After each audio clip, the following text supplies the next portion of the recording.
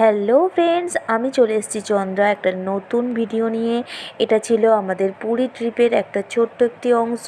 তো Puri site scene করার পর আমরা ভাবলাম একটু চিল্কা হ্রদে গিয়ে ডলফিন দেখে আসি, ছেলে মেয়েকে নিয়ে এসেছি যখন। তো তাই বেরিয়ে পড়লাম চিল্কা হ্রদের উদ্দেশ্য। তো এখানে এসে দেখলাম বোট ভাড়া অনেক, তো সেই তুলনায় ডলফিনের দেখা দুবার না তিনবার দেখতে পেয়েছি।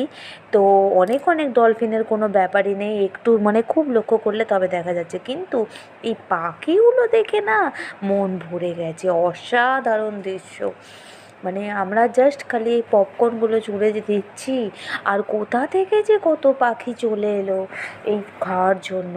তো মানে এত সুন্দর ক্যাচ করে করে ধরে নিচ্ছে, তোমরা এই ভিডিওতে কতটা বুঝতে পারছো জানি না, মানে মন এটা দেখে একদম ভরে গেছে।